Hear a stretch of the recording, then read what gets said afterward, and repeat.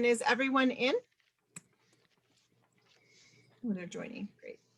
Yeah, everybody's joining right now. Hello, everybody. Welcome. Welcome, everybody. We're gonna, we just opened the room right now, so we're gonna give a few minutes for everyone to pop in, and then we will start.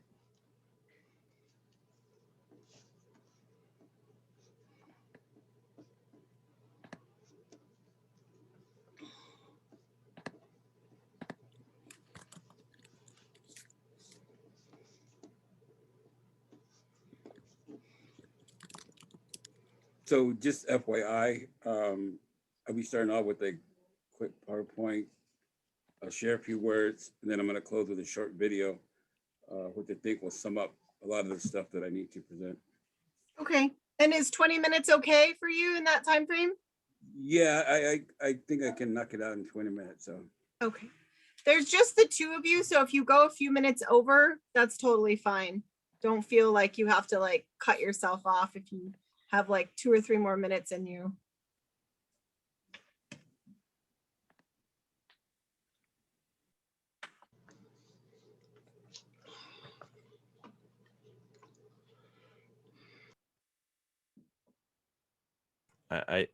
It's been holding at 53 attendees, so I think we're good. Okay. Hello, everybody. Welcome. I think, were we going to start with everyone in the regular format and then switch over? Or was that at the end? What do you mean regular format? So that everyone can see each other. We're going to do that at the end again. I think so. I think we're going to do it at the end. Okay, great. So good evening, everybody. Welcome to the second day of the Alternative Migrant Trail 2021. I am Kat Rodriguez. I am going to be facilitating this evening's discussion. And I hope that you all enjoyed last night's program. I also hope that you all, those of you that signed up for your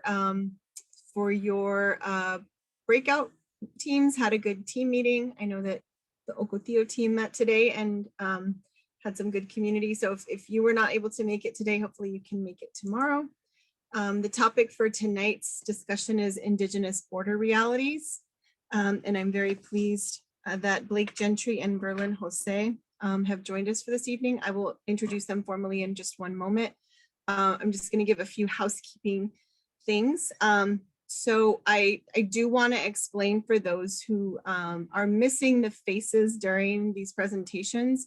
We have opted for the webinar format, which is the most secure format where only the participants can only see the speakers. At the end of the evening, we can switch over so everyone can just sort of say hi who have interest in that. I hope that you understand this is for safety and security issues. There have been multiple incidences of Zoom bombing. I know of a few that were pretty traumatic Zoom bombing instances, even though there were security pieces in place. And so we do have some very amazing speakers, but they also are individuals who sometimes get hate mail and have some people who don't love their messages. So out of an abundance of caution, we have chosen the webinar format. At the end of the evening, when we are done with that, those who choose, we can switch you all over to the other mode and everybody can see each other's faces and say hello. We also invite you to use the breakout team meetings for that fix of human connection. So the other thing is one of the things that we usually start each morning on the Migrant Trail is by reading either the vision statement or the prayer for the migrant. And we will be doing that. I think what we'd like to do is to start with that. It is in your participant packet, I believe, but I will read it today to start it out. And we will alternate, we usually alternate between English and Spanish each day. So we will try to remember to do that at the beginning. So today I will read, and we have modified ours a little bit to be a little more inclusive. Prayer for the migrants. Loving Creator, full of love and mercy, I want to ask you for my migrant brothers and sisters. Have pity on them and protect them as they suffer mistreatments and humiliations on their journeys. are labeled as dangerous and marginalized for being foreigners. Make them be respected and valued for their dignity. Touch with your goodness the many that see them pass. Care for their families until they return to their homes, not with broken hearts, but rather with hopes fulfilled. Let it be. Okay, so this evening is Indigenous Border Realities as our topic. And we are going to start with Verlin Jose, who is a traditional Tohono O'odham elder. Verlin Jose is an enrolled member of the Tohono O'odham Nation in Southern Arizona. Verlin is currently appointed as the governor of the traditional O'odham leaders. This traditional council has been around since the early 1920s, when community leaders united to protect the people and defend their traditional lands, the sacred sites of the O'odham. Verlin is also the current president of PPEP, Inc., First American Resources and Services. Mr. Jose has had the privilege and honor to serve a four-year term as the vice chairman of the Tohono O'odham Nation, a federally recognized tribe of Southern Arizona. During his term, he has also served 2-term appointments as the treasurer of the Intertribal Association of Arizona, the treasurer of the Arizona Indian Gaming Association, and chairman of the Arizonans for Tribal Government Gaming. He is currently still serving a 2nd term on the National Indian Gaming Association Board of Directors. Verlin Jose also had the privilege and honor to serve as the chairman of the Tohono O'odham Legislative Council of the Tohono O'odham Nation, served as vice chairman, and served a total of 8 years on the Legislative Council. He further served the nation as a tribal court advocate, legal assistant for the Office of Attorney General, intern at the Tribal Planning Department, and served on the District Council for a number of years, where he also was the chair of the Youth and Budget and Finance Committees of the Chukukuk District. Mr. Jose enjoys time with his family, especially his 14-year-old grandson, Jojo. He is committed to his traditions, culture, education, youth, and services to the people. He enjoys his time on the family ranch when able to do so, and traveling to rodeos, supporting his nieces and grandsons who ride sheep, calves, steers, and bulls. He enjoys many genres of music and loves to meet new friends. Family is everything, as we are all related. So with that, I would like to turn this over to Mr. Verlin Jose. Thank you. Thank you. Good afternoon, good evening to each and every one of you. Thank you for this opportunity to share a little bit of our story. I first of all going to share a PowerPoint with you because we talk about Indigenous border realities. I think we really need to talk and show about the realities of it. And I think at the end of this, hopefully the message would be clear. So I'm gonna try to switch over to PowerPoint. I'm not sure, can you see it? Are you Not able to yet. see it? Not yet. Not yet. Okay. Are you sharing your screen? Okay, There should be a green button on the bottom to share screen on the bottom of your Zoom menu. Oh, okay, yeah. And then you Yes. click the screen and then hit share. There we go. There you go. Oh. Now it's working. All righty. Let's see, can we do this again? Okay, you able to see it now? Are you able to see the picture? There it goes. Yeah, it's slowly coming up. There you go. Okay. With Haichuaga, our story, presented to the Migrant Trail webinar, June 1st, 2021. The Tohono O'odham have always been in this region since time immemorial. There are many facts and historical, anthropological, archaeological evidence that prove this. The beautiful Sonoran Desert, where our creator had placed us, is where we call home.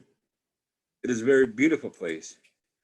It's a very dry place, but after the summer rains, we have dry riverbeds that turn into flowing creeks. We also have many different plants out in the desert.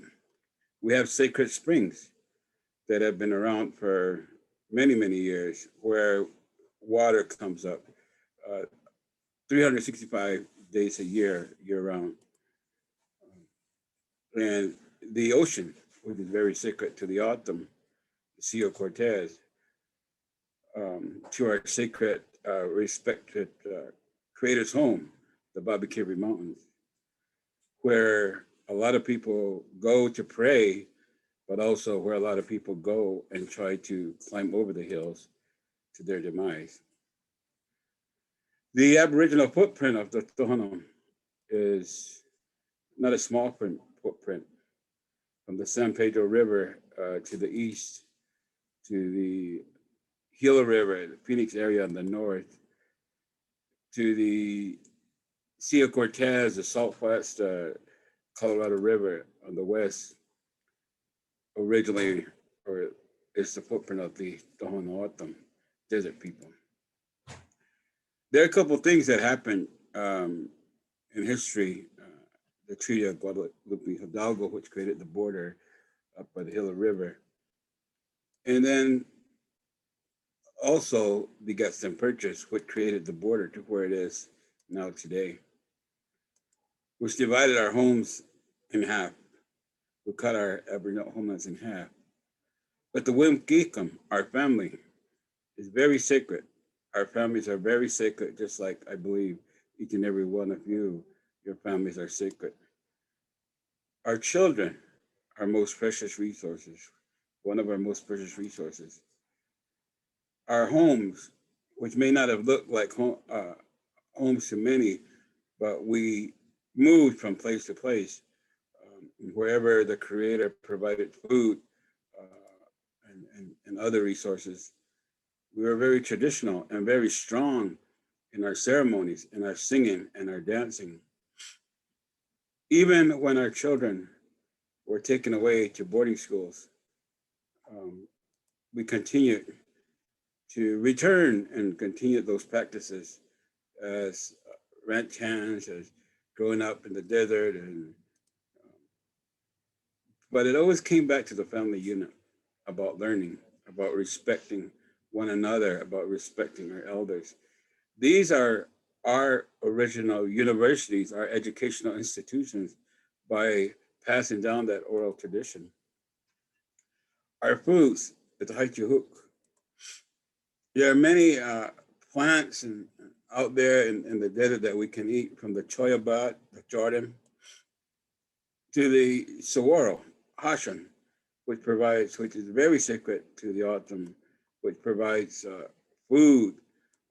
It provides building material for our homes. It provides ceremonial fruit. It provides for medicinal purposes. The saguaro hashan out there. Wheat that was grown by our people and traditionally roasted is something that we continue to practice today, even from the saguaro fruit here called the baidach. It's very sweet and tasty. Our elders today still continue to teach those ceremonies and those preparations of our sacred fruit to the youth, to the children, so that these practices will go on. The caterpillars you see or our food, a protein, a source of protein. The rabbits that we hunted, the quails that were out there, the deer, very sacred. We have ceremonies for the deer. We hunted them, we ate them, we used every part of their body for some reason or another. But at Haichu Chichuida, our games, we were very athletic people. We were very, we like to challenge each other. And the women here playing a traditional doka game, which is a very ruthless game, still played today by our people on the reservations. The reservations, I say, because the Autumn are the Gila River, the Salt River, and the Akchin, and the Tohono O'odham. We're all brothers and sisters. This sport was even played in Washington, D.C. By a group of women during when they opened the Museum of the American Indian there. We were very competitive. We were runners. Our elders encouraged us to run, and that's why we were able to endure the hot summers out there when it's 115, 120. And this particular run right here started about maybe 25 years ago. It runs about 300 miles from Mexico to up to the Salt River, where the Verde and the Salt River meet is where it ends. It's 300 miles and takes us 7 days to run.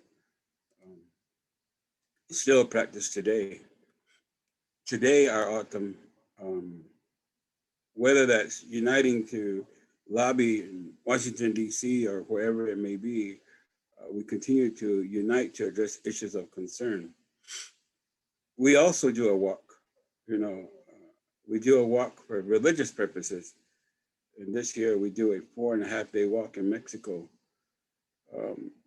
for our religious promise that many of us make. And we know what it's like to walk for days and days and have minimal water and minimal food and so forth. It's something still done today, and even more so on the Tohono O'odham Nation. But we get our strength from our songs and our traditional practices that still goes today. We dance our dance, we sing our songs because that's who we are. And we teach it to our children because we cannot forget our identity of who we are. Whether that's in the United States or in Mexico, our customs and traditions are strong because we have to be. We have to teach our young people who we are, what we are, and what we're about, and why the Creator placed us here in this place that they call the Sonoran Desert. We call the Tohono, the desert, the beautiful desert that the Creator has given us. From the sacred tortoise out there that is out there that gives us guidance and direction and wisdom when we're in the desert and we're alone, the animals speak to us. We still continue today to make our sacred journeys to the salt flats of the Sea of Cortez to get at the sacred salt. Even with the wall, even with the barrier, as one elder said, we will go over it, we will go under it, we will go through it, because prayer knows no boundaries. The invisible line, there is no word for wall. As I mentioned to you about the original or the geographical footprint of the Tohono O'odham, really divided our people in half, separated our families. One of the areas, Quito Baquito, a sacred spring, is a place where we go. There's so much information about this, but some may look as a place of worship where some people may worship in the church. One person asked me, "Where is your church?" I said, "Take a look around you. This is my church. This is my home. This is where I pray. The land, the beautiful land, the sacred waters of the natural springs. No matter where I go, that is my church." Was devastated by a border wall, which they blew up our sacred burial grounds where human remains were. The wall in this area is complete. Our elders have went out there because our elders were concerned about this. And we need to continue to protect these because of our children, our future generations. The summer rains are coming. We will sing and dance. It's the beginning of our new year. It's the summer, the beginning of summer. And we sing and dance in the hottest part of the year because that's how our Creator taught us. That is our path in life.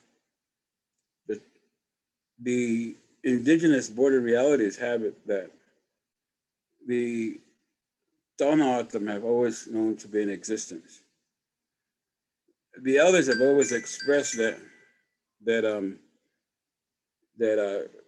we be one people, and that from Hermosillo, Sonora to Phoenix, Arizona, to the San Pedro River, to Rio Colorado, to Sea of Cortez, that is home.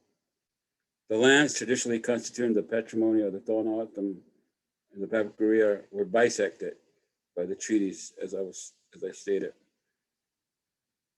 we will continue to live in this area as we are taught to live in harmony. A place where the Creator has put us. But to respect one is to respect oneself. What would you do if your house was split in two and your families were separated? I have a short video, and I'm going to close with this short video here that I'd like to share with you. And I think this kind of sums up, we can get to it. Give me 1 minute here. Technical difficulties. Let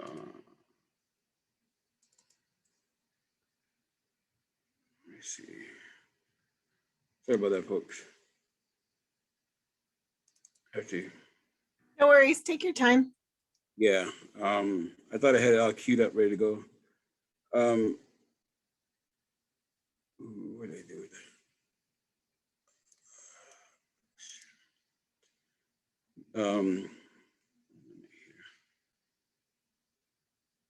What did I do with the video? Okay. Okay, here you go. My internet's kind of a little slow here too, so.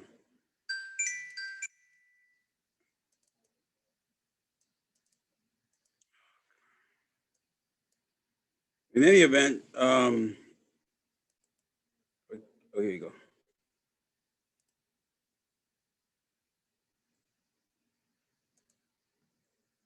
There you go. I'd like to close with this video right here that we did with the project that we're working on. You're only the second group to actually see this video here. We haven't really made it public yet, but felt it's important.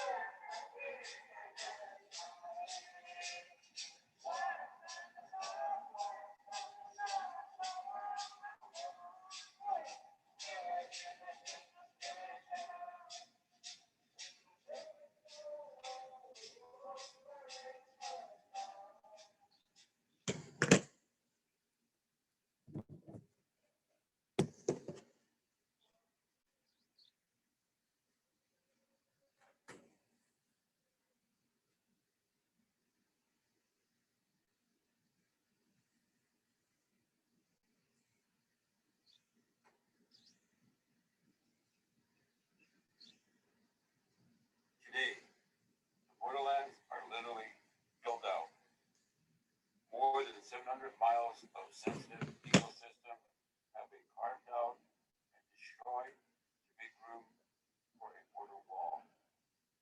But for thousands of years, long before the foundation of the two neighboring nation states, these borderlands have been home to indigenous communities who know no boundaries.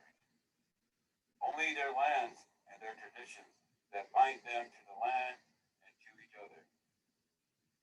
And now, at a time when everyone else seems to have an opinion on what should happen at the border, we want you to listen to our voice. El territorio del Rotam llega hasta más o menos del río Salado, que es Casa Grande, entonces parte de llegar a Phoenix hasta Hermosillo. Es el territorio Rotam. Bueno, es la nación más grande que hay ahorita y que ha existido por miles y miles de años y que fue la única que no se rindió ante todo lo que estaba pasando cuando vinieron y colonizaron todos los españoles, ya después llegaron los gringos. Gracias a Dios me siento honrado de ser descendiente del antiguo Tojono. What we're doing is we're doing these interviews because we believe that the testimonies and the stories of the lived experience of the peoples are so important in the preservation and the protection of our treasured cultural and spiritual reserves. Good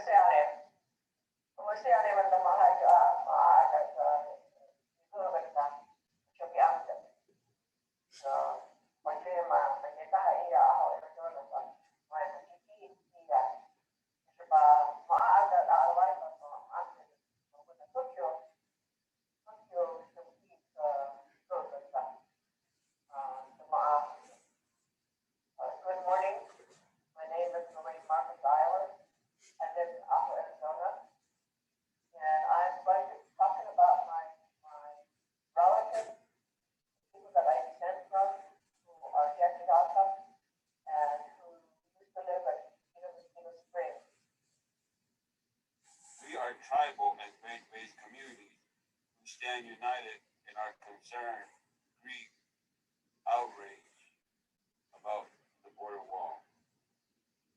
We believe the destruction of still living place-based spiritual practices at or near the border is a mortal assault on the sanctity of all of our cultural and spiritual practices. A direct assault on all life. The border wall has disrupted our religious expression, damaged our sacred site, destroyed ceremonial plants, and threatened our sacramental waters. In Arizona and California, the O'odham and the Kumeyaay have seen their sacred springs depleted and dried up. Seasonal floods now threaten O'odham communities living near dams and arroyos in Sonora, Mexico. In the past year, burial sites, artifacts have been bulldozed by government contractors, even though their sensitive locations were fully provided to officials for months in advance. Along the Arizona border, we've witnessed how Quito Springs, whose waters have been used ceremonially for millennia, have been seriously damaged from border wall construction and water pumping by the U.S. Department of Homeland Security and the Army Corps of Engineers. Quito Springs is the only source of water for humans, endangered wildlife, and rare oasis plants for 20 miles in any direction. During the wall construction, more than 84,000 gallons of water was withdrawn each day from the aquifers of the desert wilderness to mix concrete for the wall. At Quito Springs, the water level dropped more than 3 feet. We call for restoration and mitigation of all of the damaged springs and waterways that are critical to our native cultures and to wildlife. In California, the Kumeyaay have seen their sacred Akuma Springs dry up.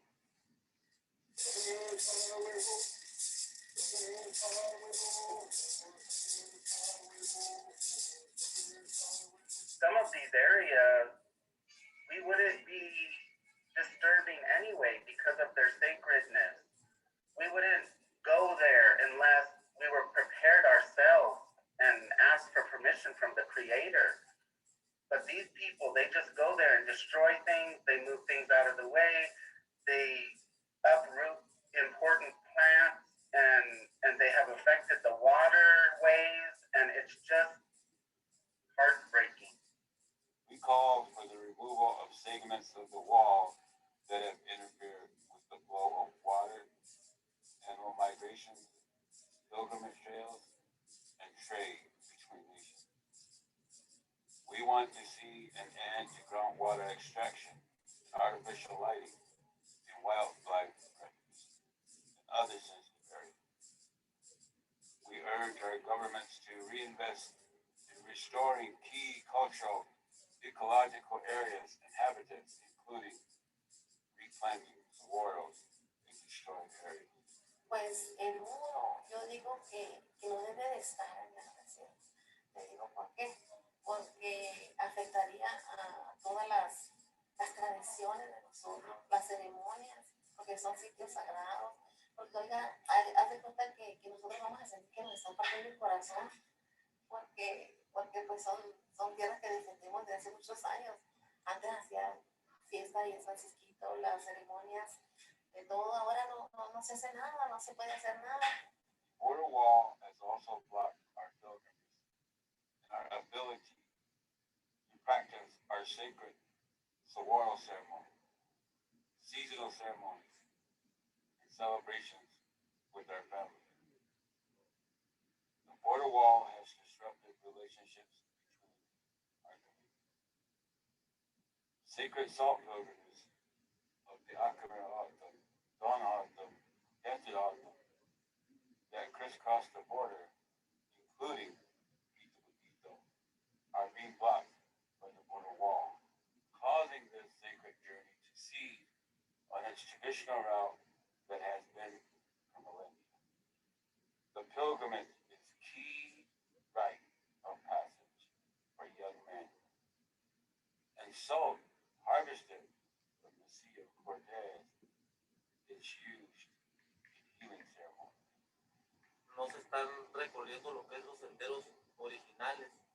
¿Por qué? Porque están bloqueando con el muro. Y la verdad, pues, me siento yo muy triste, enojado, es mucho, porque es algo que mis ancestros lo pelearon para que estuviera de generación tras generación. Tohono families living on both sides of the border grieve the loss of contact and relationship between their families because of the wall. Era muy importante y es importante, por ejemplo, el día de San Francisco, eso, un mes antes empezábamos a cargar leña, a cargar agua, porque se cargaba agua, o sea, todo por esa, porque nosotros creíamos en eso. Yo no conozco otros, y ahora por el muro va a ser mucho menos, o sea, que va a parar nuestra cultura, va a parar con nuestros hijos, o sea, ya eso ya no va a poder ser, ya no le vamos a enseñar nosotros a nuestros hijos, ni tampoco ir y venir por la cuestión de San Francisco. Es algo, está una capilla y, o sea, hay muchas cosas que eran de nosotros y ya se nos quitó porque quieren un muro. O sea, ¿quién quiere el muro? Es gente que no es de allí. No pueden ellos opinar. Yo digo, no deberían de opinar porque no es tierra de ellos. I feel like they don't recognize us as a present people. We're either something in a history book that's really fascinating, or we're some kind of like, some kind of like pedestal little like, oh, this is a pretty Indian, look at them, like, you know, kind of thing, but we don't have actual meaning to them.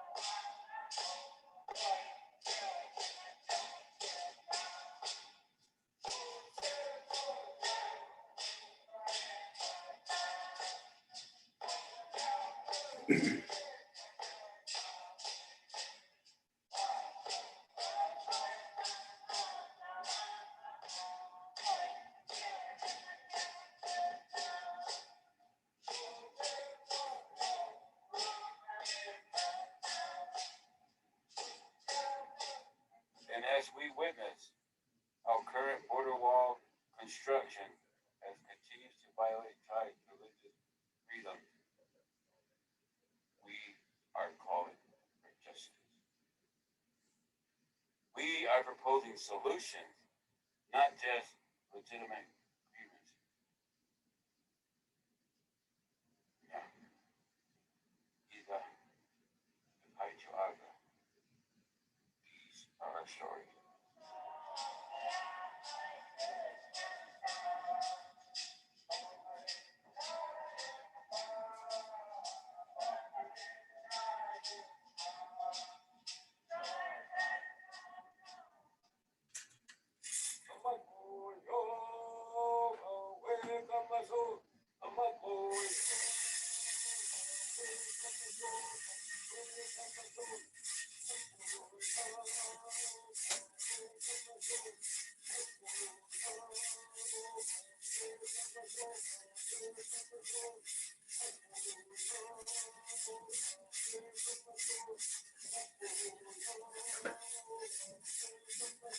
So with that, I just want to close. I'm sure I'm probably over my time, but I just like to say that. Wait, let me stop this. I guess it's up. I just like to say that at Stone Autumn, we've always been hospitable people. We've always accepted people with open arms. You know, we accepted the church, and then we fought against the church. And we accepted the church again, and then we burned down the churches. And then we accepted the church again. We have been through many challenges as Stone Autumn. Our children were taken away from us. We're caught in the middle. Today, we have a ranch, and it's been like that for years. People are breaking into our homes. People are breaking into our ranches to steal our food and whatever else that's there. I don't know who it is, but it isn't our own folks that are breaking into our homes. And we're caught in the middle. The many trails that are out there, we've walked on. We've walked from village to village. We rode horses. We walked by foot. Our people have to walk from Mexico to come to the United States to seek medical attention. We are not migrants. We are not illegal aliens. We are Tohono. We are desert people.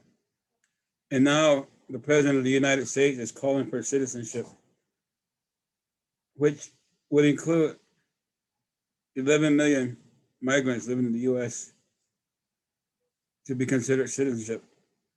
And not one of those is at the Tohono. So we also are calling upon our tribe, calling upon people in Congress to recognize the O'odham as citizens as well. I am a citizen of this country, they tell me. I am a citizen of Mexico as well. But first and foremost, I'm Tohono O'odham. And we will continue to be hospitable people. And we will continue to pray for everyone that walks on Mother Earth, no matter who it is, because we must live in harmony together. Yeah, George Zimhoy, God bless each and every one of you. Thank you.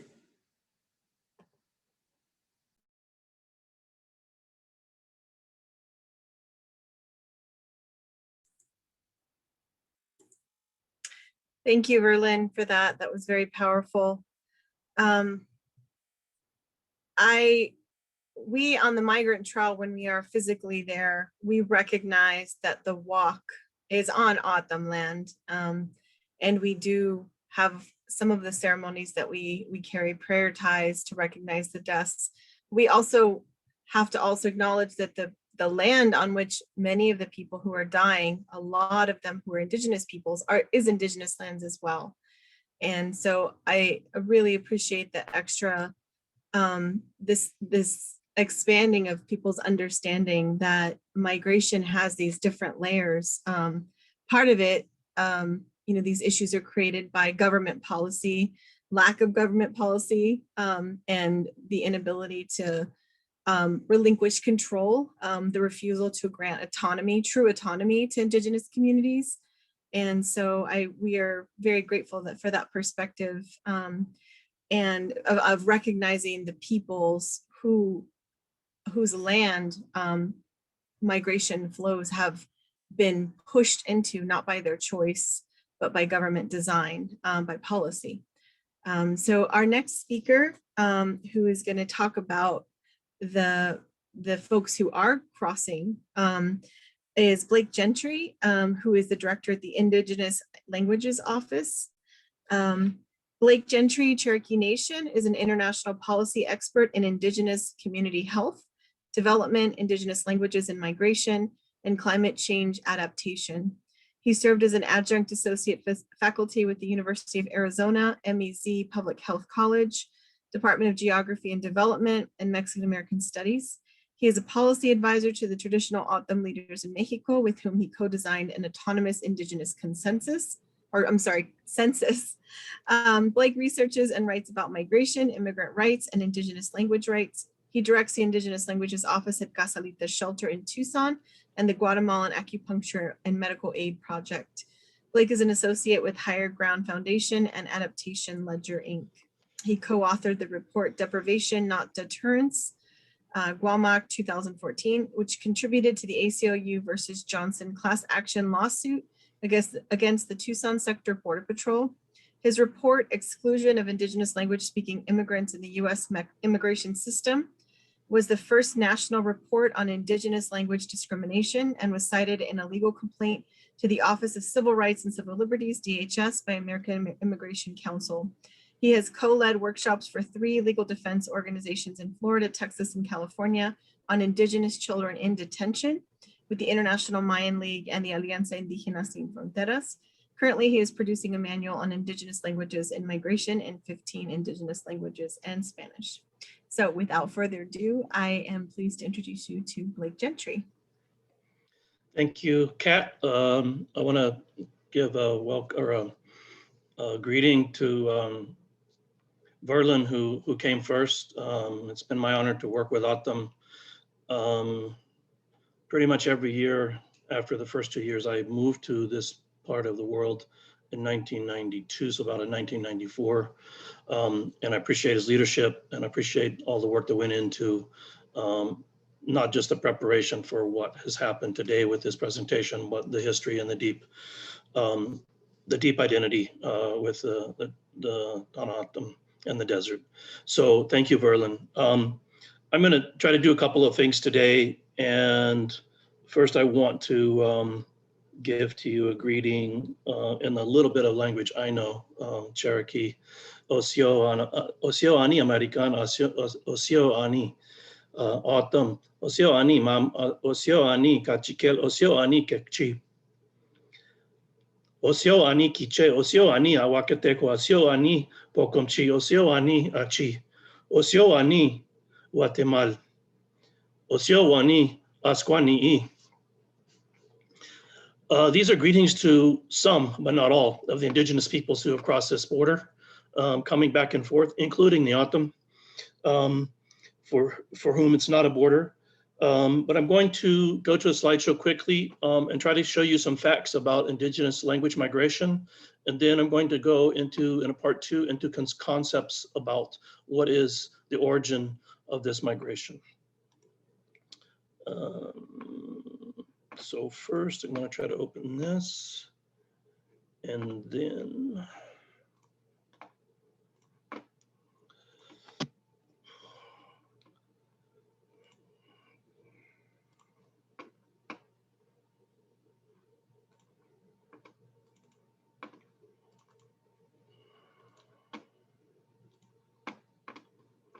okay, is that visible?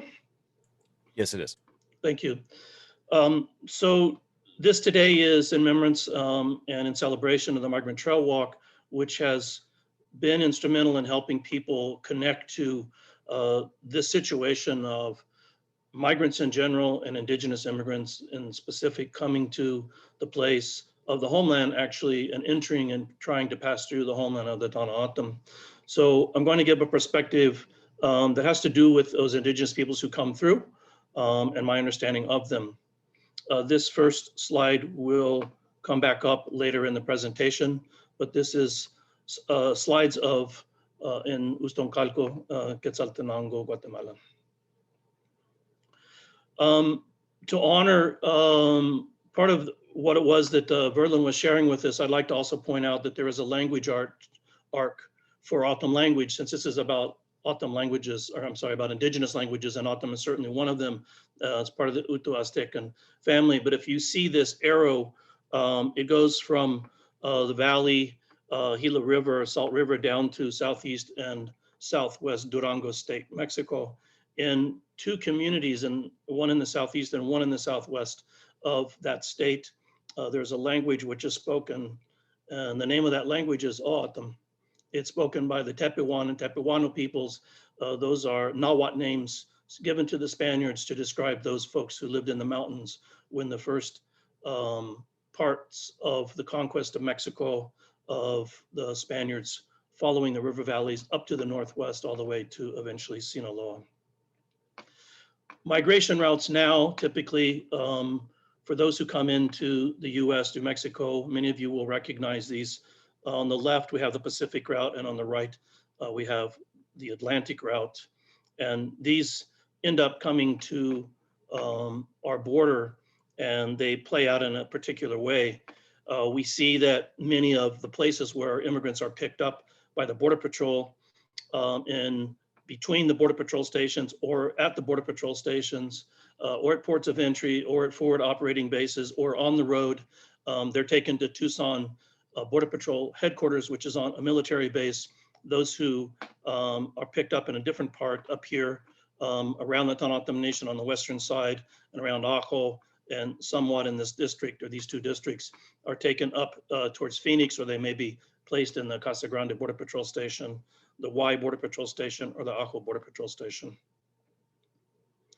I'm going to go through this pretty quickly, but this is the mechanism by which languages and indigenous peoples' identities are excluded in the border area. We have the Border Patrol, and the one thing that they have to do to connect with these people is to screen them and to have a series of 4 questions asked, and that's asked in Spanish, usually in rough Spanish or in what is called command Spanish, and they ask a yes or no question. And what they're looking for is a yes or no answer, whether or not the person understands the yes or no question given to them in Spanish. But if they answer in a yes or no, then that's recorded as evidence used against them later in immigration court. Many people who speak a second language know how to say yes or no in a second language. All of you who are on this in this presentation today, you can probably think about the second language you may know and whether or not you can say yes or no, and whether or not that's going to mean you're going to understand what was told to you and would hold up as legal evidence in a court. The point of contact for families who are immigrants follows this kind of a route. The different colored boxes represent the different agencies and the passing off of individuals or families, in this case, from one agency to the other, the Border Patrol to ICE, and ICE to the detention. And inside detention, they may start or they may not start with an asylum officer, and they may go through court or they may not go through court. They may end up having an immigration case that goes to appeal, or they win their immigration case, or they may be deported. All of this is possible, and all of this happens mostly in long-term detention. And you can see the numbers up here. If you're an indigenous language speaker as your first language, you will at least go through 7 to 12 processes in which your language will not be spoken. And if you're in detention, long-term detention for a month, that can go up to 56 minimum. If you're a child and you are arrested and unaccompanied, you will go through a different process. Again, we have these agencies, Border Patrol, ICE, and then ICE passing it off to Health and Human Services. And then Health and Human Services overseen by Office of Refugee Resettlement, and then the Office of Refugee Resettlement contracting out with private providers and shelters in which people are not allowed to go in unless they have legal permission. There's case managers, there's all these services which they talk about and brag about, but none of them include daily interpretation or even an assessment of language needs of the children who are there. The only time they have to speak an indigenous language to these children is when they're trying to contact their parents or their families that they're going to screen to see if they will take them or not. So this exclusion has long-term traumatic damage. It causes post-traumatic stress disorder among these children. This shouldn't happen because there was an executive order put out by William Clinton when he was president, and that executive order says this: at the point of first contact, an individual must determine whether that person is LEP, which is limited English proficient. It doesn't even say limited Spanish proficient, it says limited English proficient for the record. And they must determine whether his or her primary language and then procure the appropriate language assistance services available. And that's not all. They're supposed to actually do a study of the population of languages needed and then provide those services according to an assessed need. This is not an individual one-by-one type of process. This is an institutional process, which is supposed to be overseen by Department of Homeland Security and all of the sub-agencies, of which there are 3 or 4 that deal with immigration. How many languages are we talking about? Is it just a few? Actually, no, it's not. In our data that we've collected, and we continue to collect data, but in this period here, 2014 to August 1, 2019, we have seen 28 languages. You can see the languages here in this chart, and that does not include O'odham, so that would make it 29.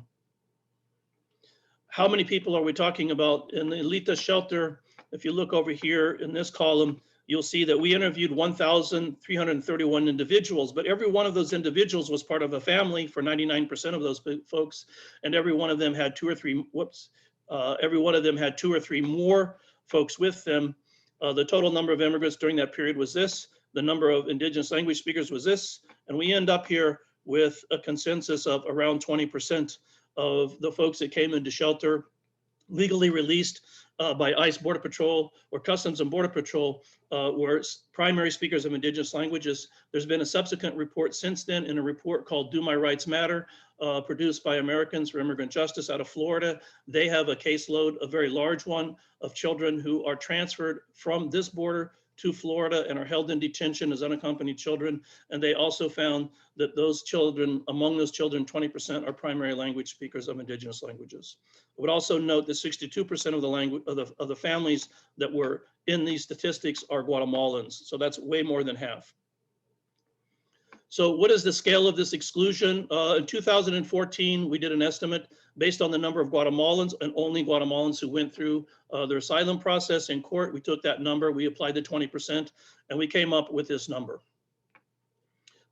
Over 30,000 adults and children. Of that, it's about 67,000 children. We know right now that out of the 18 to 20,000 unaccompanied children, that you can take that 20% and apply it, and those children are also not being spoken to in their indigenous language. Where do they come from, these languages? Most of them in the top 13 are Mayan languages from Guatemala. Here's a map of Guatemala. This is the origins of those languages. We also have Mixtec, which is a very complicated language from Mexico. It's one of the top 3 languages of Mexico, and it has over 53 different variants or dialects, some of which are less mutually intelligible than French is to Spanish. Where is the origin of these communities in terms of demography? You can see Guatemala here, but you can also see that we have Honduras and we have El Salvador, and there are other indigenous coming from other places, and they are also part of this count. As they come into the United States and they distribute into different states, which includes 42 states. You can see the states that we don't have colored here. The ones we do are 42, and you can see where there's a high concentration. We're going to get back to this color in Florida in a moment. I'm going to go through some slides now very quickly. This is the map of the United States of that same distribution. And now I'm going to go through some of the top languages. Mam is our first language. That's from Western Guatemala. Quiche is from Western Central Guatemala, from the highlands. Quechua is from Northern Guatemala, from Petén. Canjobal is from Western Guatemala. Chuk is from Western Guatemala. Ixil is from Western Guatemala. Acateca also is from the Western Highlands. Acalteco Popti as well. Achi is from Eastern Guatemala. Cachiquel is from Central Guatemala.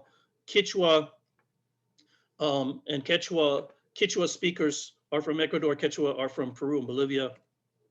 Mixtec, as I mentioned before, are from Mexico, and here is where they are concentrated.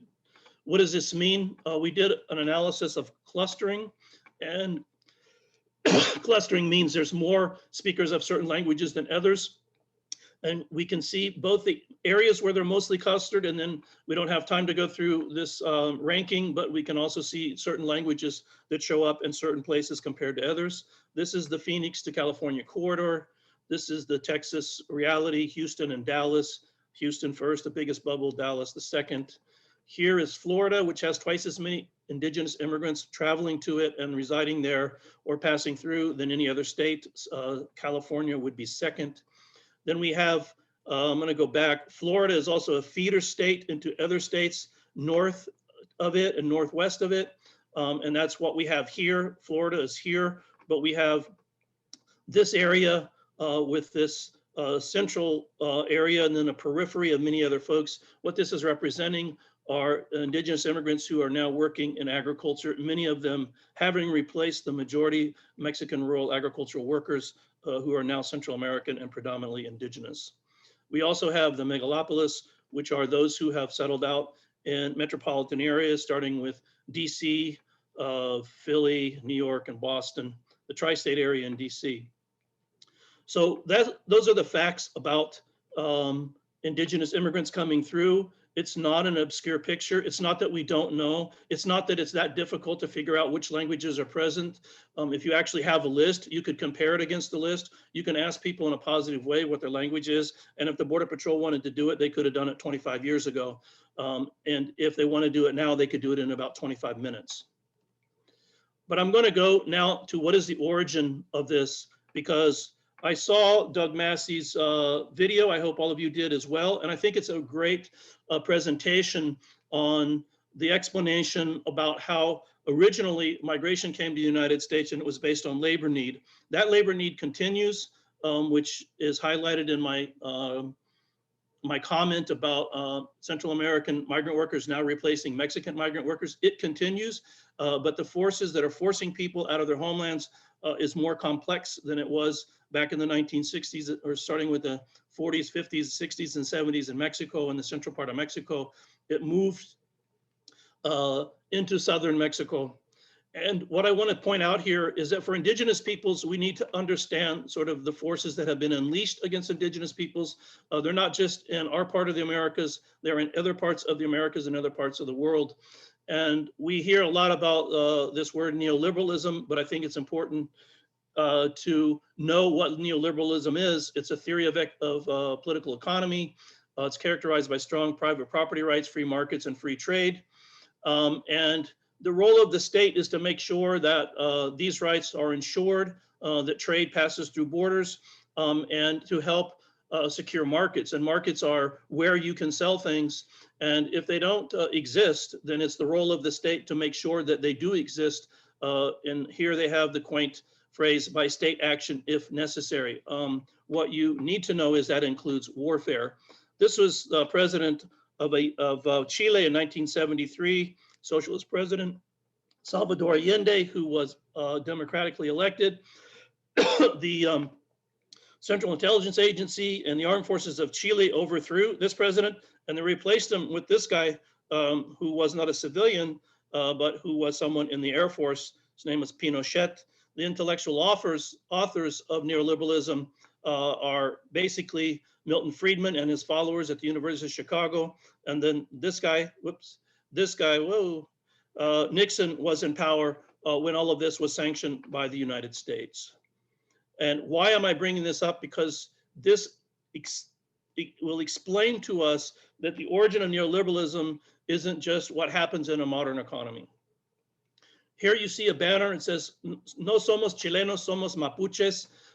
And what I would point out here is that during Allende's short presidency, he had already started to look at titling indigenous lands and returning them to the Mapuches.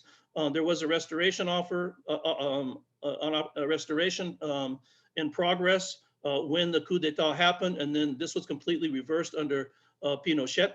And the Mapuches were attacked and their leadership, a lot of their leadership was assassinated. And so it's important for us to understand how this, what this means. And I think this is, for me, it was interesting because I found this information not in any political journal. I found this actually in the handbook of South American languages. And this was the article. And I think that this title, The Clock is Ticking, is helpful. So neoliberalism, there are many events which we could point out that are important in order to understand this framework of neoliberalism, pushing indigenous and forcing them into migration. I mentioned this in detail, the coup. Those of you who know the history of Guatemala will know that the height of the war was 1980 to 1982, in which 600 massacres took place and indigenous peoples were forced into Mexico, and they fled into Mexico and to the United States. Thereafter, even before the end of the war, Reagan had launched the Caribbean Basin Initiative called the Caribbean Basin Economic Recovery Act. 1994, we have another free trade agreement put in place by this guy over here. And that was the North American Free Trade Agreement. It passed the Senate by 2 votes with a majority of Republicans and a minority of Democratic votes. At the same time, the Zapatista uprising happened on January the 1st in Chiapas, Mexico. And I know that because I was in Guatemala City the day it happened with my wife. And in 1995, 1 year after this has launched, we see that the WTO comes into being. We also know that in 2001, the financing of trying to secure free trade agreements and to push back the opposition against them was the Plan Puebla Panama. And then in September 1st or September 11th, 2001, the terror attacks of 9/11 happened.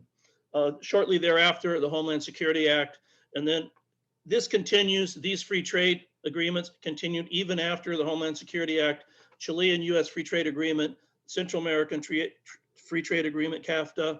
And then recently in 2019, we had a new type of agreement, which was bilateral security and immigration and immigrant workers programs. And it's interesting because these programs all sort of encapsulate the contradictions that we see in what we're told about free trade. Free trade is supposed to be free, but it increasingly requires more and more outlays of national security spending, militarization of not just of our border, but many other borders as well, and getting other governments to do that kind of work. One of the results of this is the murder of indigenous peoples or the loss of life, both in the Tanatam Nation in record numbers. There's no other place on the US-Mexico border where more people lose their lives. All immigrants lose their lives there, including indigenous. This is of the funeral of Claudia Patricia Gomez Gonzalez. The day she was murdered, my wife Lori and I were both in Guatemala, and we were in Xela, which is about 30 minutes outside of Ustoncalco, which is the hometown of Claudia Patricia Gomez Gonzalez. You may notice somebody's highlighted this flag over here and the way that it's positioned on the wall. The thing about a murder of an indigenous person is it's barely recognized when it happens. There is a suit now with ACLU, which is supposed to be doing something about this murder. But since this time, a year has gone by, and the public pretty much has this kind of an understanding of what it is that happens with indigenous peoples at the border. And then after that, another year went by. And this is pretty much where it's at in terms of American understanding of the rights of indigenous peoples in the border. We don't want to forget Claudia Patricia Gomez Gonzalez. Here she is. But this is a picture sort of how the memory of these events happen in the American psyche. I'm going to end up by showing two last slides, and this is a recap of what it is that we're talking about and why is this. And we do probably at some point in our lives need to move beyond just the concept of border militarization and try to understand what this means for indigenous peoples, because border militarization didn't start for indigenous peoples under the modern era from the 1920s onward. It began under settler colonialism. Doug Massey's map showed at one point the forever moving western frontier of the United States, which is later encapsulated in the concept Manifest Destiny. But before that, we were all unique indigenous peoples. We all had our tribal nations. We all had our unique cultures. We spoke our indigenous languages, and we had our unique territories. And settler colonialism has been an attempt to geophysically displace indigenous peoples, to dispossess us of our own lands, to wreak death, and to force migration. My own tribe is a product of that. Under modernity, we have the amalgamation of natives. And we're now called Native Americans. We are most often we are never recognized from the original nations that we come from. And the processes that march forward are the commodification of indigenous labor and the commodification of indigenous lands. And there's archetypal narratives that are used to further distort us. Hollywood is very good at that. They no longer look at us as distinct tribal nations or honor that. And we then also have our environmental relations destroyed because of displacement and the destruction of environment. Under neoliberalism, this is accelerated because remember, the state has the responsibility to create markets where markets don't exist, and create them they have. They've created them in Chile, they've created them in Guatemala, they've created them in Mexico, they've created them in Honduras, and they've created them in El Salvador, and they've created them in the border. And we see warfare used and violent suppression of indigenous movements, followed by internal and external forced migration. We see the continuation after the war of low intensity warfare. That's what we have in the border zone, and militarization of borders extend to Central America and other regions, and labor organization suppression. However, I think it's important to end up to talk about decolonization and indigenous struggles for autonomy. I can tell you that after 16 months, there has now been organized a national council for Indigenous peoples in diaspora. It includes four to six organization of Indigenous immigrants in the United States. And part of the things that they're looking at and that Indigenous look at are the reassertion of the concepts of Indigenous territories and unique peoples, the reclaiming of our relationships of our own, within our own tribal nations and our other Indigenous nations, and with other beings of the natural world from which we may have had our relationships damaged, and to continue in the resistance against occupation, first of our minds and then our territories through legal and traditional means, and the rebuilding of intergenerational support for our own identities and our own languages. So I want to thank you all for coming today. And if anybody's interested in our work or donating from the Indigenous Language Office, this is what we do. This includes also some of Kat's work, especially in goal number 1. Kat Rodriguez, one of your hosts today. So I want to thank you all for giving me this opportunity. Wado.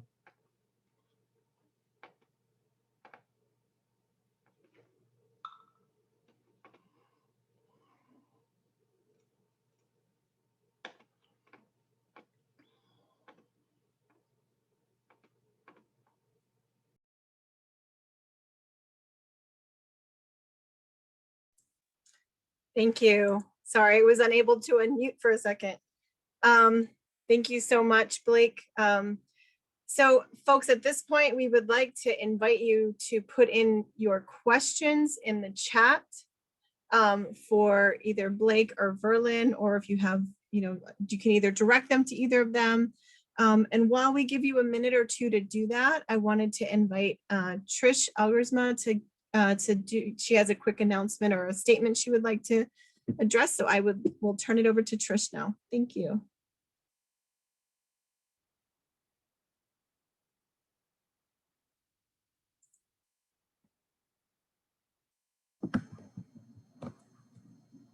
There we go. Hi, everyone. Can you see me? Yep. Thank you. So I know tonight we're talking about Indigenous people, and where I live is on the Treaty 7 land of the Stoney Nakoda and the Métis and the Tsuut'ina nations in Calgary, Alberta, Canada.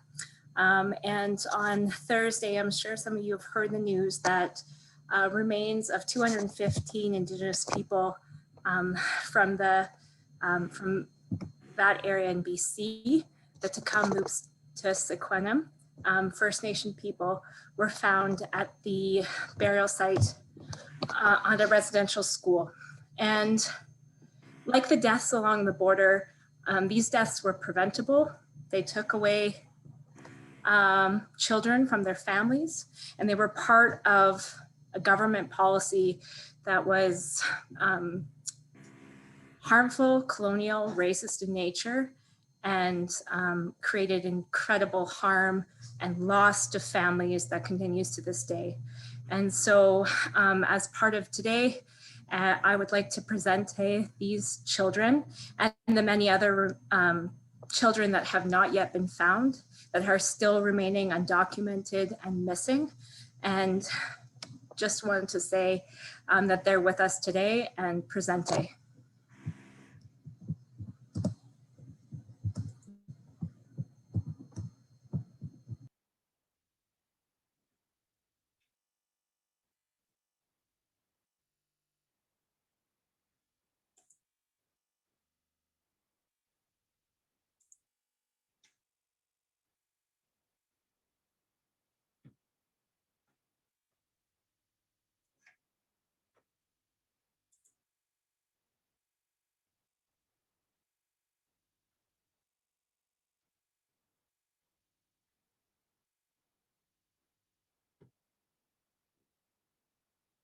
Thank you for that. I think in tonight's or in tomorrow's email, we will send you the link to the article for those of you that didn't see the article about the 215 remains. Most of those were children. We're gonna be starting the Q&A in just a minute. If you look at the bottom of your screen, there's a little box that says Q&A. If you can put your questions in there, we'll start that in just a second. I also wanted to let you know that both years of the alternative migrant trail, we as the organizers decided that we wanted to to have all of the, or as much as we could of the registration fees go to support organizations on the border. So we selected 4 organizations last year, and there are 4 organizations this year, which you were told about yesterday.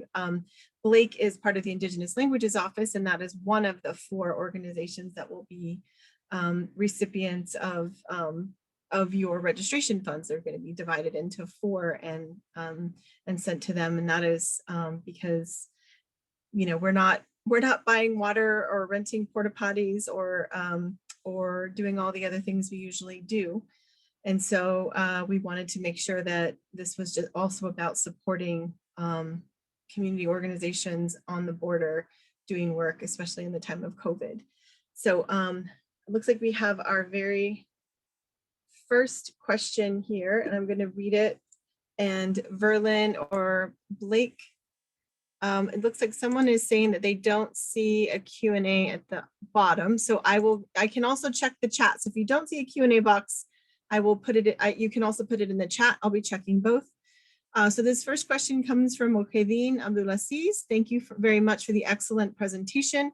You discussed the effect of the wall on the life of the Tohono O'odham. Can you discuss other forms of border militarization, like the surveillance tower, and what resistance movements there are to counter all of that militarization? So Verlin or Blake, would you like to respond to that? Yeah, I could respond to that. So on the Tohono O'odham Nation, so the Tohono O'odham Nation is,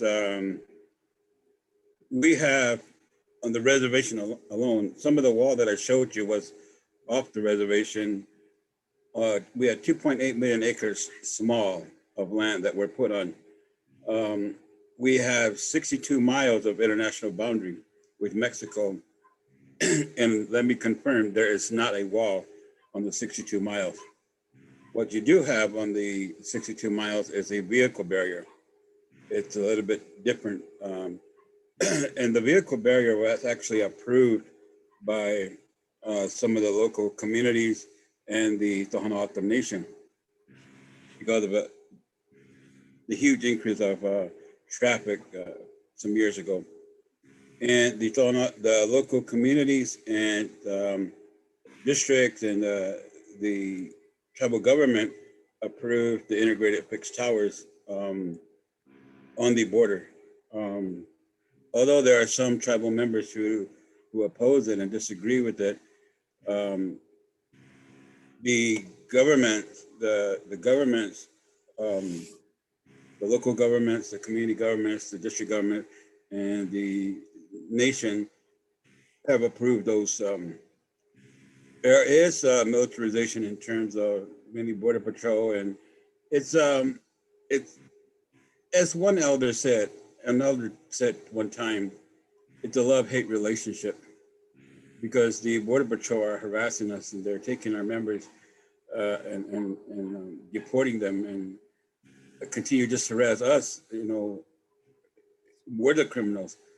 But yet on the flip side to that, the border patrol are the first ones to come if something is wrong or we need aid because our land is so vast and our police force is not able to address those issues. So it's not we're caught in the middle. We are caught in the middle of these things. But I can tell you because in my involvement in the tribal politics, I went to the elders and I talked to the elders on these things. And if they didn't support it, I didn't support it. So there is continued militarization on the border in terms of the hundreds and hundreds of border patrol that come and disrespect our land. I always tell them that you should be on the border, you know, and there wouldn't be no migrant deaths. There wouldn't be no houses been broken into. There wouldn't be all these things if you were at the border, but they're not. They're not on the border. They're in closer to the roads and the highways and whatnot.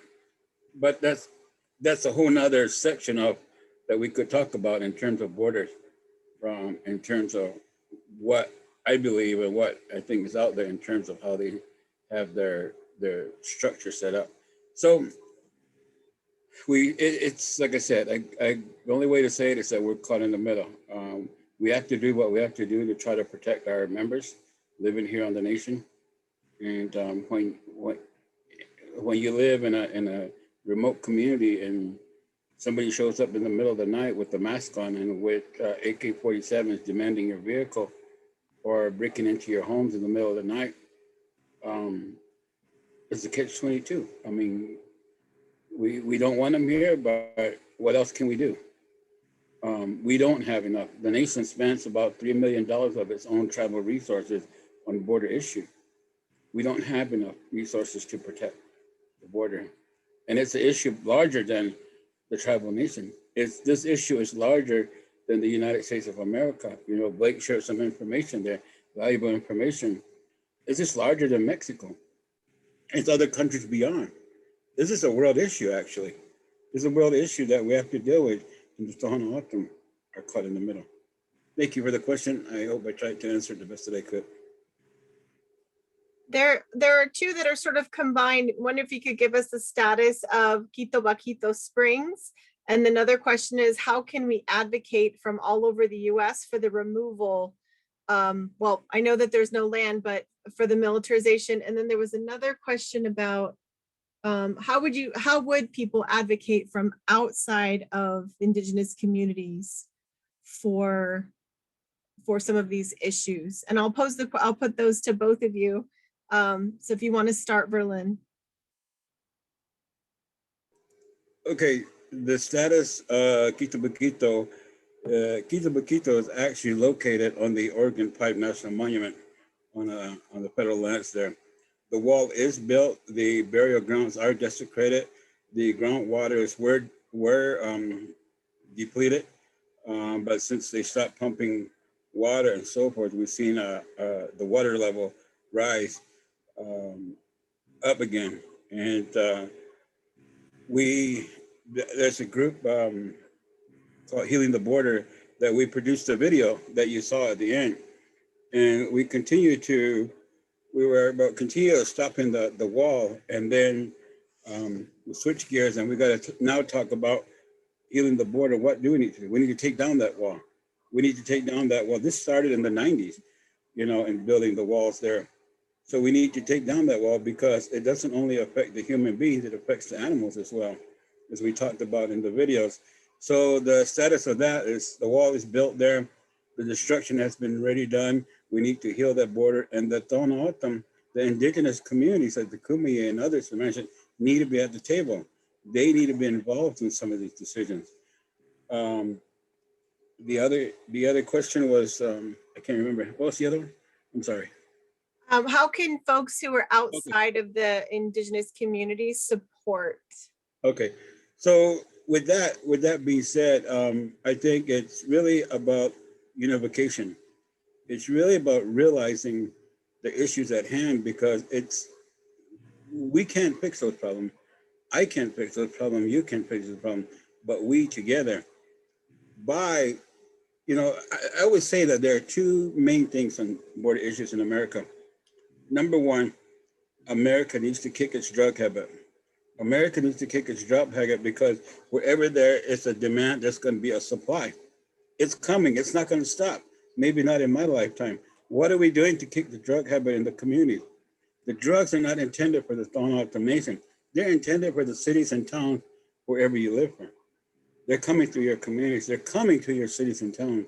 And we need to start working on those one person at a time, one family at a time, one neighborhood at a time, to heal those things. Those are some of the things that we can do. And support legislation that needs to be. There needs to be, the second thing is true immigration reform. Now, the Biden administration is working on some things now, but there needs to be a way for people who want to come here, for the American dream, to come here and work. I can tell you right now, I no disrespect, a lot of our American kids don't want these jobs. I don't know if it's fortunate or unfortunate. I think it's very fortunate to go out and pick corn in the cornfields when I was 13 years old. I thought that was the best job I ever had. I learned a lot of things there. Who's gonna Who's gonna pick the corn? Who's gonna pick the apples and the oranges that are in the grocery store? Somebody has to do it. We don't tell our kids, go to school and graduate and go out and get a job in the cotton field. I'm not saying that in a disrespect. Those are honorable jobs. Those are honorable jobs because those people know how to work. Kids nowadays want jobs in a high-rise building with all the technology and so forth at their fingertips, working 6 figures, making 6 figures. What can we do from the outside? We really need to push and the powers to be to have true immigration reform, because most of the people coming to America don't want to stay here forever. They're either fleeing war-torn countries or coming to put a little food on their tables back home or wherever they're at. And America has its hand in whatever's going on in those other countries. So what can we do from the outside? All hands on deck. Hold the people accountable that we need to hold accountable. Unify. We're stronger in numbers than we are individually. Respect one another. Those are my thoughts respectfully. Thank you. All right. Like, did you want to say anything to how folks who are outside of Indigenous communities might help support? Yeah, and I want to double back on some of the first question, which I think came from Mokadeen. And it's about the effects. What about the other parts of border militarization, not just the wall, the surveillance towers, I think he's probably referring to the sensors. Vernon in the video and previously in his discourse talked about the extraction of water. And I think that we need to understand that the use of the border has a use for national security, but there's also an elephant in the room that's not being discussed. Verlin touched on this in terms of the drugs. I would add to the drugs, guns, because the United States is allowing every single day for the export of guns from gun shows to be taken into Mexico and sold to the cartels. The cartel, the largest cartel that's still operating from Central America all the way into the United States and in probably 25 states of the United States, has 3 times the amount of budget than the Border Patrol does. So if we want to talk about who's running the border and who's controlling the border, I think we have to be realistic about what it is we think we know. The Border Patrol, in a local interview with Kurt Pendergrass, the Daily Star here, admitted that 82 to 90% of all hard drugs are brought through ports of entry, which mean the walls are superfluous for stopping drugs, because the vast majority of drugs are being brought through with legal products through the ports of entry. The Biden administration has a new proposal. Part of that proposal is to increase surveillance at the ports of entry, but you're starting at about 2% of trucks or less that are being looked at, and you'd have to go up to a very high percentage. Anybody who lives in the border has seen this in operation. So I think that the realistic aspect, the economic aspect of the border is not quite yet understood, and the operational aspect and the corruption of the Border Patrol, which the former Inspector General of the DHS, Tomczyk, said that between 5 and 10% of the Border Patrol sometime in their career are on the take. That's a reality of the border, and that's very difficult, I think, for people who are attacked by this situation in the border, especially the Autumn, to say publicly, but it's a reality. And that accounts for a lot of the problems that go unsaid, and the federal government washes its hands of it because it doesn't deal with it. It doesn't admit that that's going on. I would also say, in reference to that question, the surveillance towers will have and do have effects of TPSD. They will be having that effect on the Autumn who live there, the Autumn in Mexico who need to come in. It means that vital services, which they have a right to, are not getting delivered to them, except for medical usually. And this is important. The question that he asked is, how can this be understood? And I would say that resistance is important, but it's also important to understand the historical parallels. From my understanding of the Autumn, and I'm not Autumn, is that the Autumn have survived in the Sonoran Desert, which is a huge area, not by confrontation, but by using the resources of the desert and moving and living with those resources in the places they exist. That's why there's Mountain Autumn, there's River Autumn, there's 2-season Donna Autumn, there's Hyachet Autumn, intercoastal Hyachet Autumn, and that this is the long historical pattern of the Autumn. The reason they're still here and many other tribal nations are not is because they did not get involved in a series of very large confrontations. That doesn't mean they won't resist. And my personal opinion is there are various forms of resistance, but consciousness and education at the national level is important. And to demilitarize, we have to make the connection between the economic function of that and how that serves the United States, which Verlin has pointed out in terms of drugs. I would add the guns and all of the goods coming through the ports, which are benefits that the United States citizens get at the expense of people who live in the border and especially O'odham.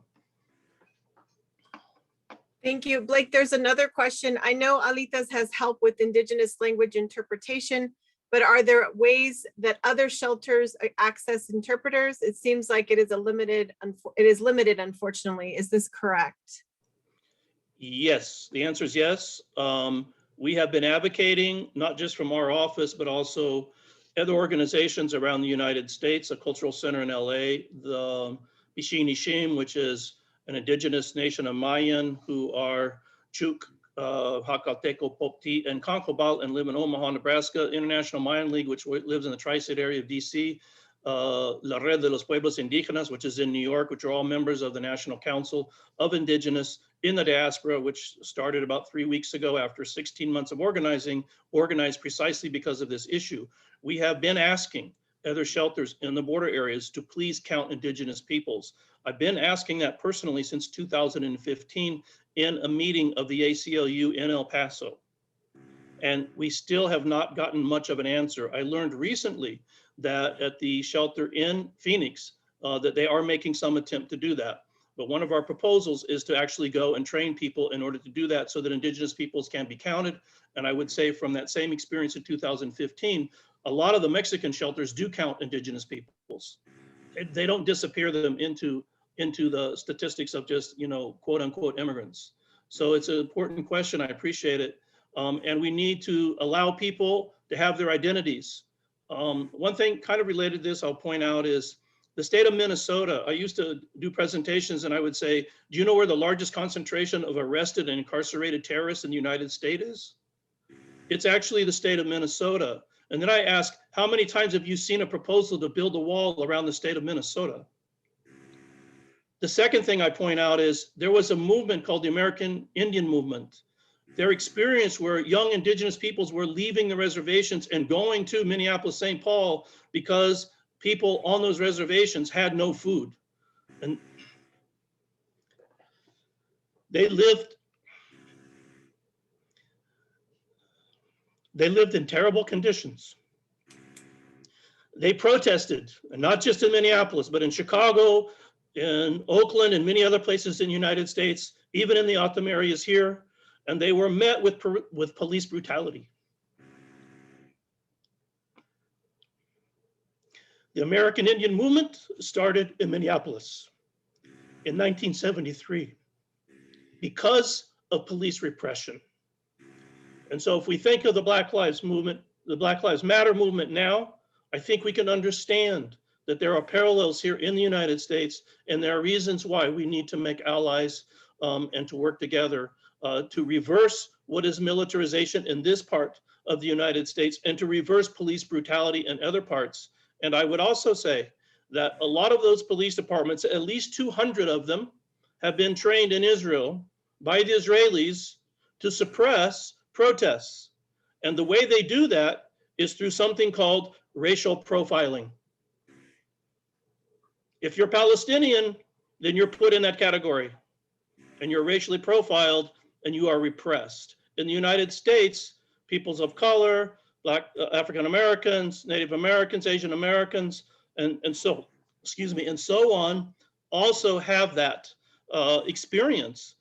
This is a direct thing going on now.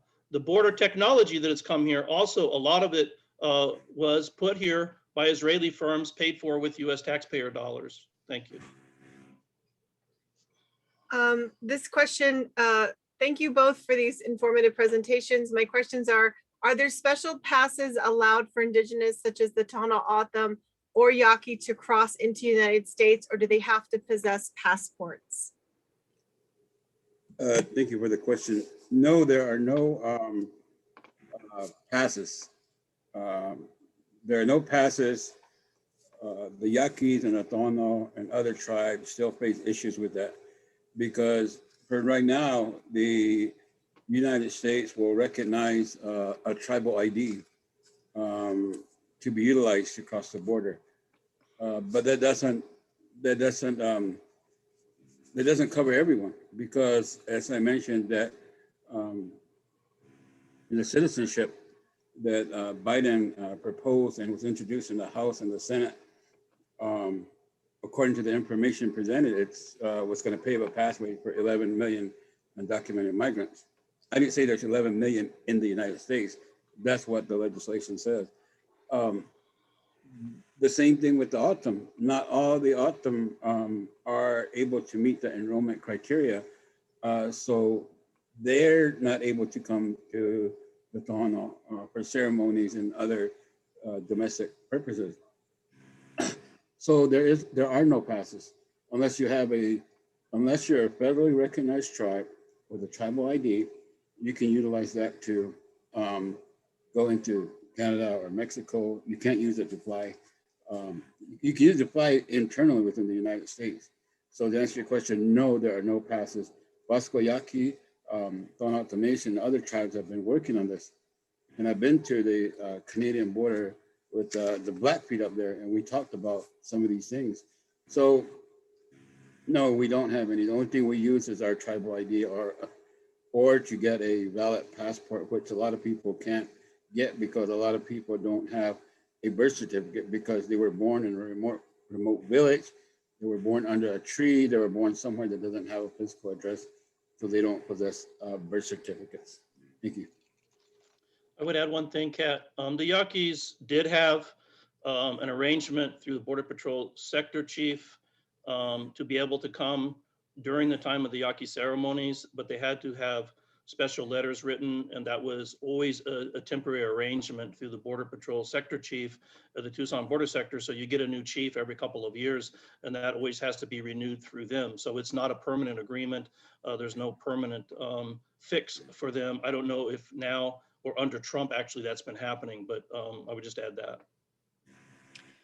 I am a volunteer and a part of the Alianza Indígena Sin Frontera, and our founder, who passed away a few years ago, Jose Matus, used to actually go down into Rio Yaqui to bring tribal or ceremonial participants up. And he has told me, or he used to tell us horrible stories. You know, one was a family or a group where they were bird singers were coming up to do it for a ceremony. A participant or a tribal member had passed away, and there was a ceremony. And when they got to customs in El Paso, the customs person said, "Oh, you're a singer? Let me hear you. Sing for me. Sing for me." And then turned to one of the young men who was a dancer and said, "Oh, you're a dancer? Let me see. Dance for me." And literally made them sing and dance. And there were lots of stories of regalia being desecrated, drums being cut open, supposedly looking for drugs, agents deciding that, oh, you know what, that Yaqui, that son of yours doesn't look like you. We don't think that's him, and not letting people, indigenous people, cross. So even with some of these things in place, these things were happening. So I know, I also don't know how it's fared under the Trump administration.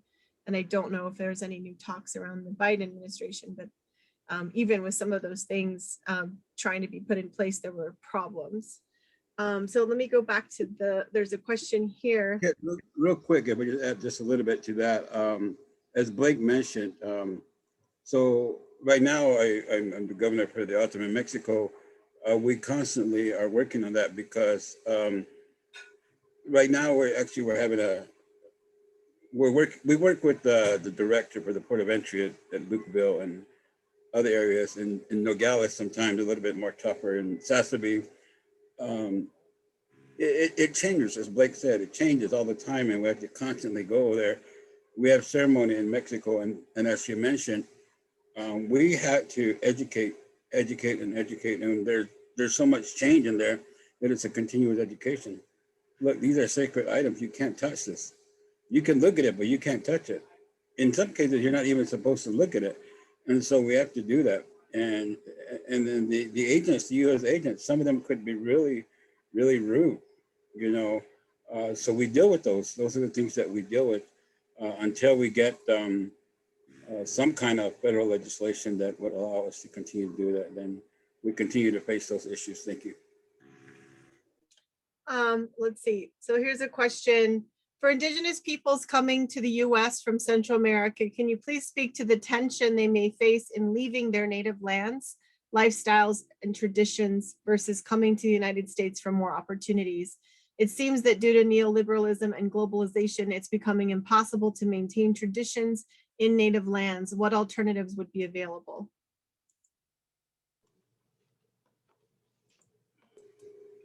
Yeah, I can just tell you what I observed from the folks that I'm working with. I mentioned organizations that are working in many aspects. And I think that this kind of reflects in a more accelerated and compacted way what pretty much any tribal member in the United States experiences, and every tribal nation, and that is the priorities for life that the governments of Indigenous peoples have to consider are prioritized according to what it is they need to have to survive. So we can look at shelter, we can look at food, we can look at education, we can look at transportation, and usually the last thing that's get funded or supported is culture and language. And that's a reality for Indigenous peoples in this country. And for those immigrant Indigenous, now their top priority is to survive COVID. I've been working with the Mayan League, International Mayan League, trying to help them map in the tri-state area around Washington, DC, the nation's capital. They have low levels of inoculation in what are called Latino communities. The reason they have low levels of inoculation or vaccination is because they're not Latino communities. They're Indigenous immigrant communities. They keep putting out information and propaganda in Spanish. They don't put it out for the 30 to 50,000 Indigenous who live there in Mam or in Ixil or Quiche or any other language. And this is a real problem. And it's a practical problem for them, because then how are they going to overcome the issues that you are bringing up about cultures? And at the same time, there's a huge demand for interpreters. The Mayan League just announced some of their interpreters are now available to the public. The people that want the interpreters who call and ring the phone off the wall all the time are lawyers who have money to defend them. The other needs are those kids who are in school who need interpretation, those people who go to medical appointments who need interpretation or end up in the emergency room, those people who may be in a traffic accident, any other kinds of things that happen in normal life, they need some kind of an interpretation or some organization that can interpret the cultural reality for them to public officials who have a hard time recognizing that all immigrants aren't the same. And that is a problem. It's a problem related to language ideology in this country, that most people in the United States think there should only be one language. Maybe now they allow two, but we've been through this before in our country. There was a time in which a very well-known language was the second largest language in the United States, and we vilified everybody who spoke it, and it was banned in 13 states until the United States Supreme Court said, actually, we have a thing called freedom of speech, and you can't ban languages. So we have an ideological problem in this country. And I'm not saying this out of some kind of political theory. I'm just saying people don't even have the ideas that Indigenous peoples live here or that they matter. So that work is important. And that has to happen within those organizations, the cultural work to support their customs, to support their religious practices. I can tell you every time we have a national meeting, which has been over Zoom for the past 16 months, there is a prayer, excuse me, usually related to the Mayan calendar, carried out by the Mayans who are in these conversations, but not just Mayans. People from Mexico and from other tribal nations also have their own forms and their own forms of prayer and ceremony. So that's a long answer, but it's complicated because life for Indigenous peoples is under duress. There's a severe threat going on for Indigenous peoples, and many of them are dying of COVID, and Indigenous peoples have died of COVID at a higher rate than any other peoples in the United States. Here's a question from Tom. Can improvement of port of entry functioning, for example, additional lanes for commerce, improved technology to interdict drugs and guns, facilitated migratory and worker passage, et cetera, and accountability, transparency of Border Patrol operations, for example, body cameras, prosecution of brutality and murder, be accomplished by reprogramming Border Patrol funding to customs, or is additional funding needed? There's a light question for you, Verlin.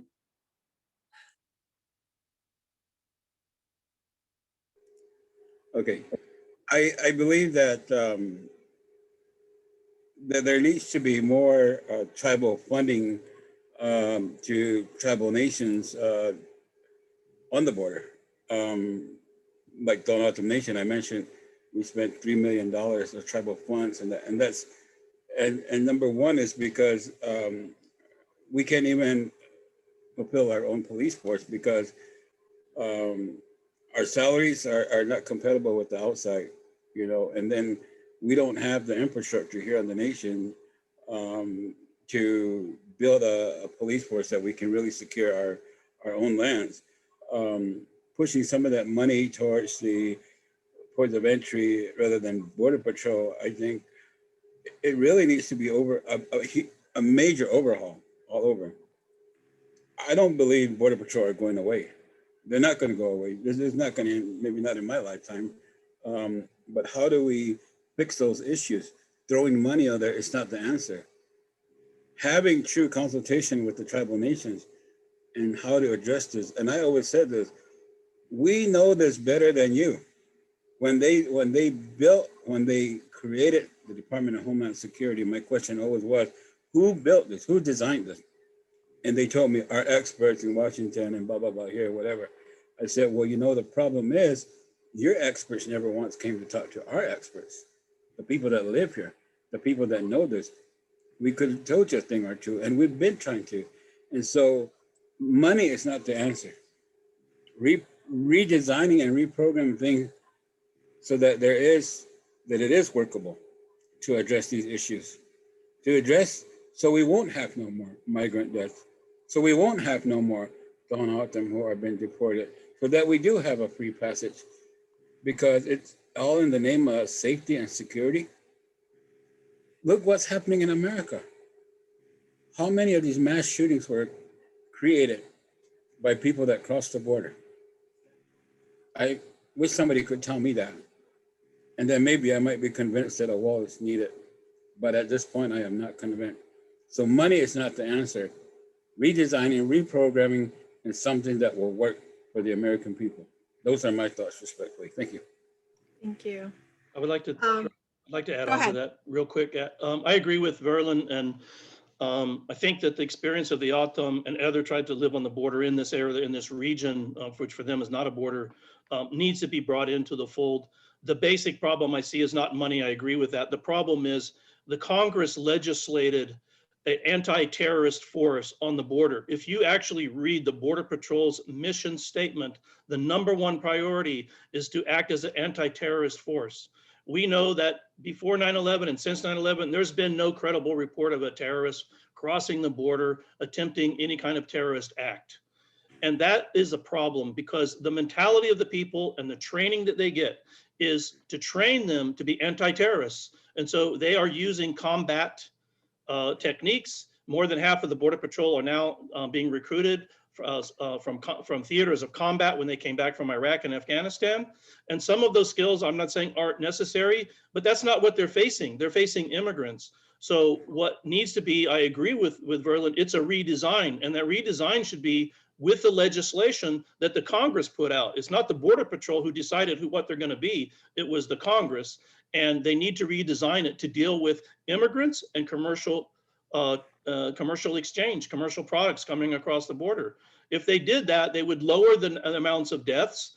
They can put in some decent types of policy for immigration reform and circular immigration for people who want to come in on shorter contracts and go back at decent wages with protections. But I think that there needs to be a redesign by the Congress because they're the ones who constructed all of this. And they did it without oversight. They continue to have no oversight over the Border Patrol or ICE or DHS.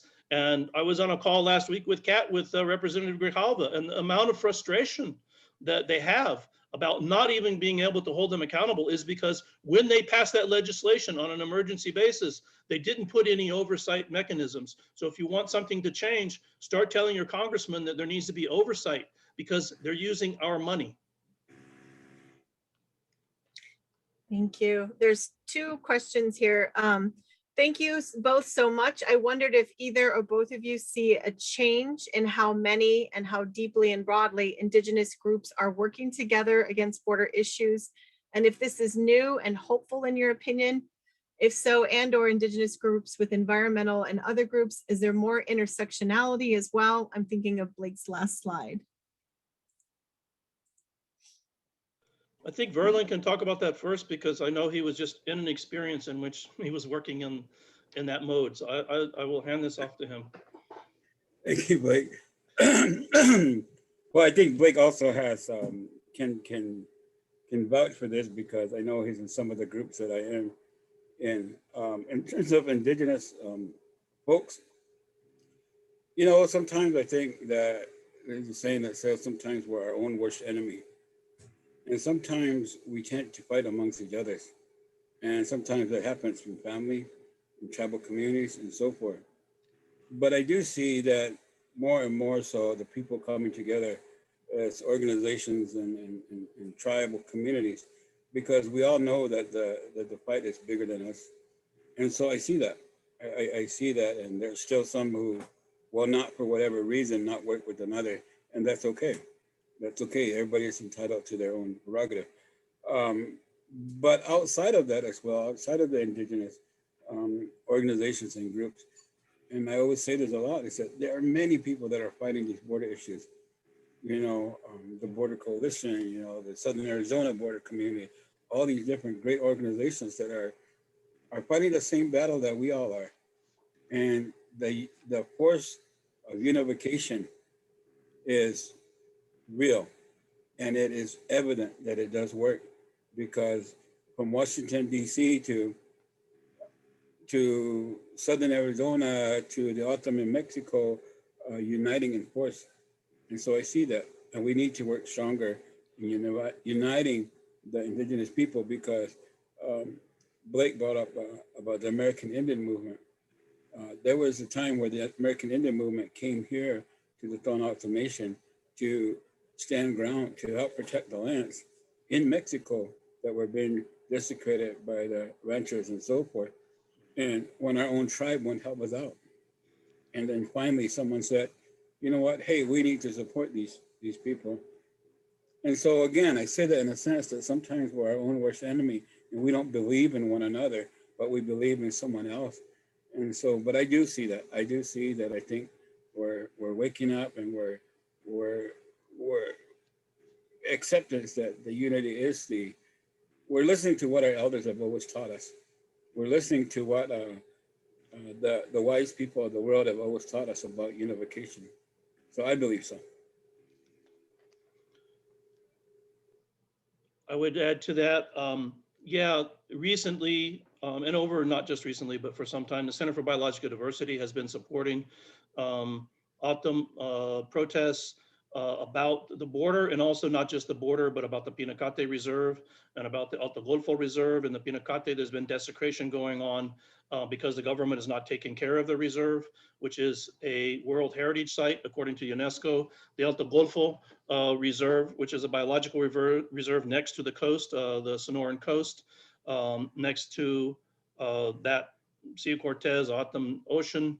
That also has a place that's sacred to the Autumn, where salt mining is allowed to occur, but that has been protested as well by Center for Biological Diversity. In general, I would say good education's been done by the Sierra Club, the border program here out of Tucson, and others. There's other environmental organizations, environmental activists, and environmental reporters who have come and continue to come to this area to try to do something about it. I'm gonna have a student show up here next week who's been waiting over a year coming from Wisconsin to come and to try to learn something from the Autumn.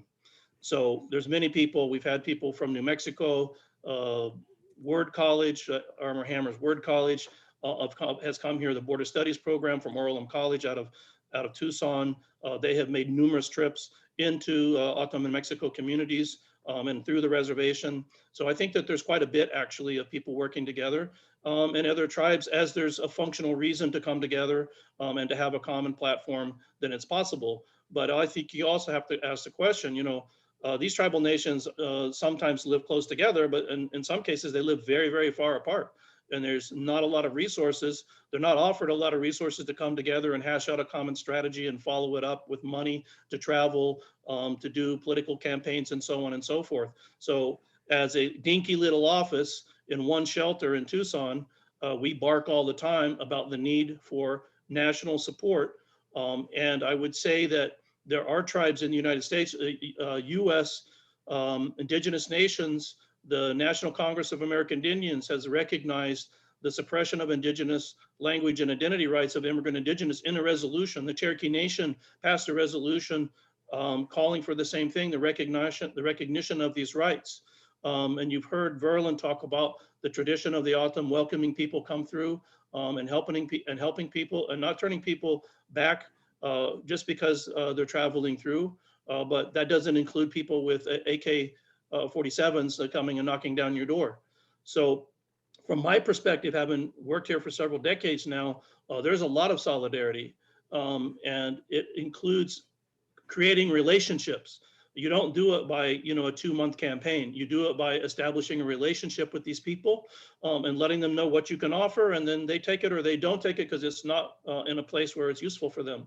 So I would say you have to build relationships over time, and that may be a difference between other kinds of activism in the US.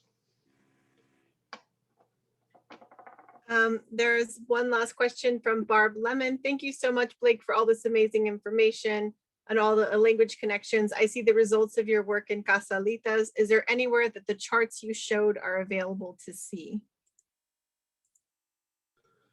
We've been holding on to them and using them in these kinds of forums. There's an article or two that are going out. We want to be able to copyright them because otherwise other people will use them for other purposes and we won't get any benefit out of it. And that benefit is being turned over directly into advocacy for indigenous language rights.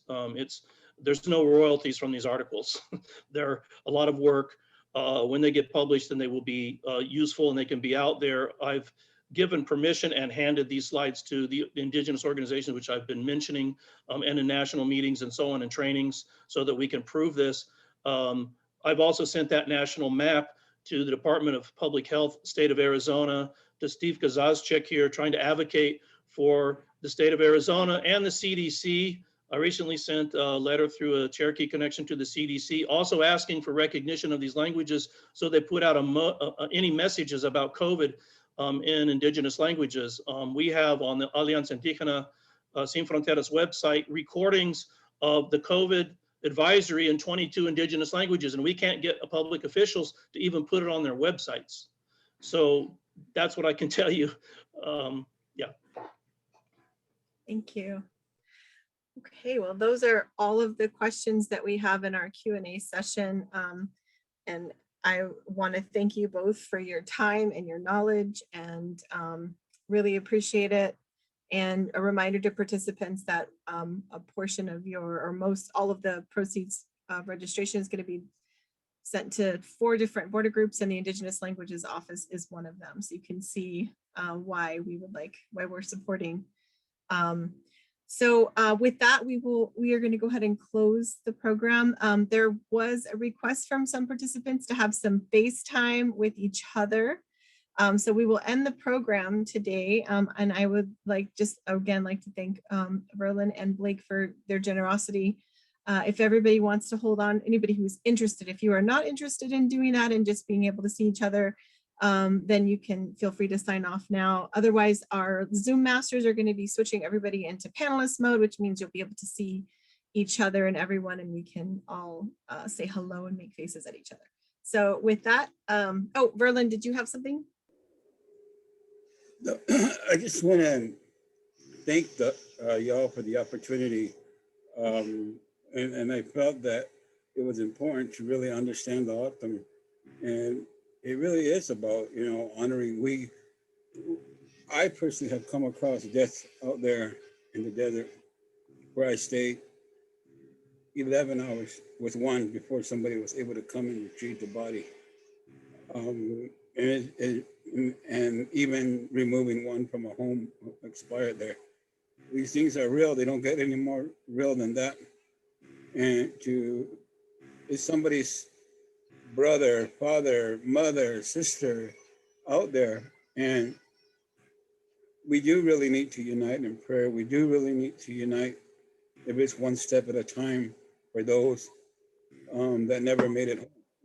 There, and so by what you do here in this migrant walk, I think is honoring them in that way. And they know because they've crossed to that spirit world, and they're walking right beside us. They're walking right beside you every day. We are the Stone Autumn. We will always be hospitable people. We will always open our arms because that's how we're taught. That's who we are. And these presentations, when I'm asked, I try to do them. There's so much more to share, but with the limited time, I just want to say thank you.